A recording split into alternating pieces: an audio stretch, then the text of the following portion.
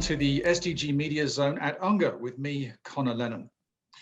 As I speak, world leaders are preparing their speeches for the annual high-level week of the UN General Assembly. And to raise awareness of the importance of biodiversity and international cooperation, huge deep-sea creatures will be seen emerging from the natural habitat and floating around the UN's iconic headquarters between the 21st and the 24th of September.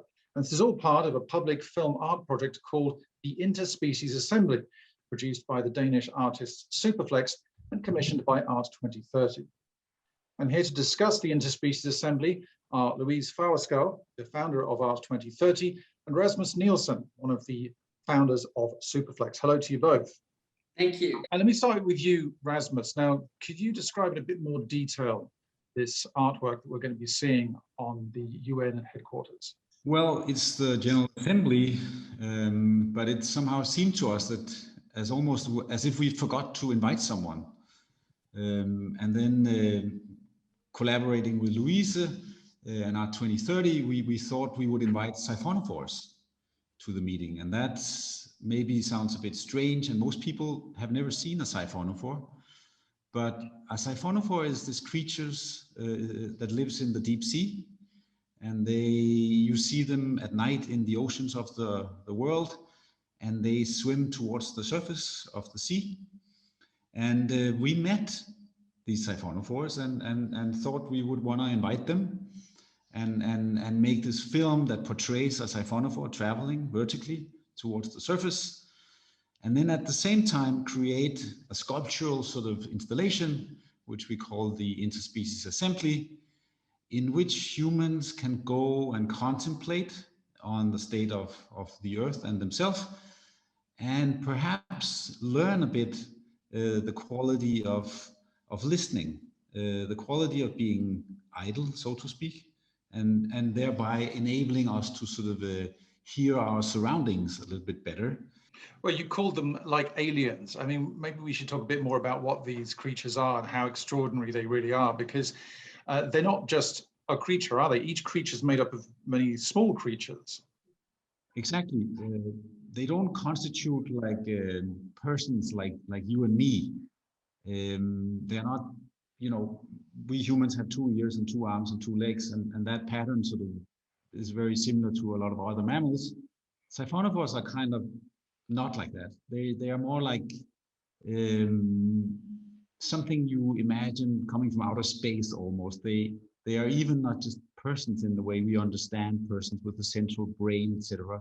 They're almost like a colony of animals sort of linked together and collaborating together, and can vary very much in size. And this also links to the theme of international cooperation, of course, which is what the UN is all about, convening people from around the world to find a way to move forward some of these big global challenges. And we've been hearing a lot over the last year or even more about the threats to international cooperation. Was this in your mind when you came up with this idea? Absolutely. I mean, I would say the Siphonophore is the perfect guest for the General Assembly, because it represents in its very DNA everything the UN is about. It's a colony almost of persons, of systems that are actually collaborating, and in this sort of giant way, sort of moving towards the surface.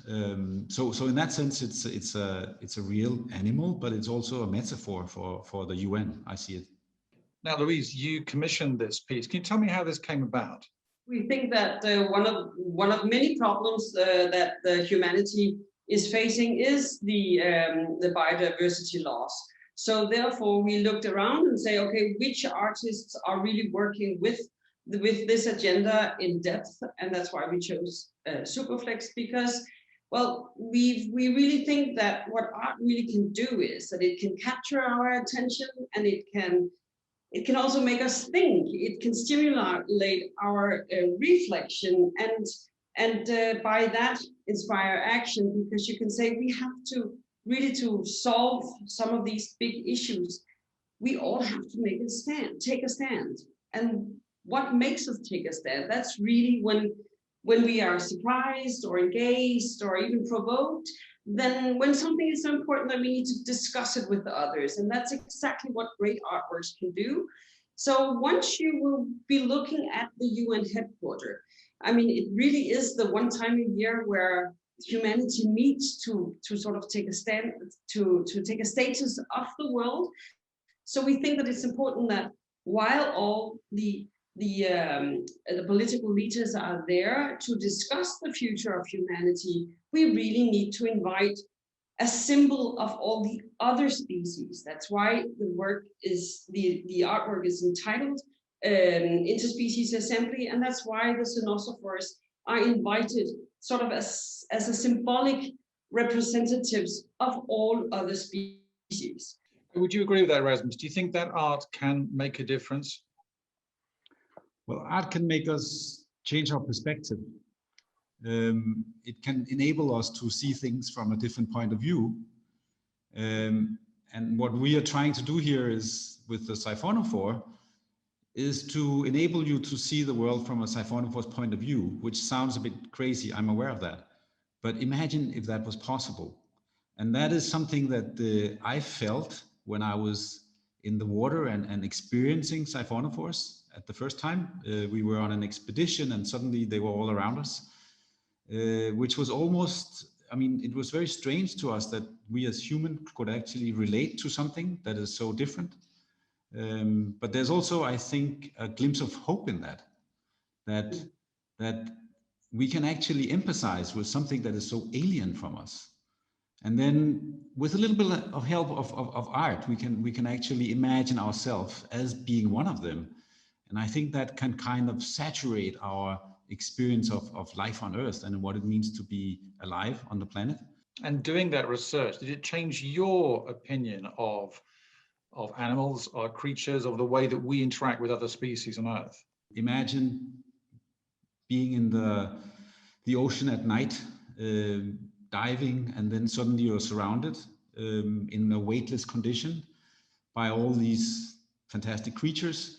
It's like being in outer space. You're like weightless, and they come up to you, and they're not shy, and they stick to your diving glasses sometimes. I think that fundamental experience has changed how I understand what it means to be human on Earth. And that is the basic experience that we would like to share at the assembly.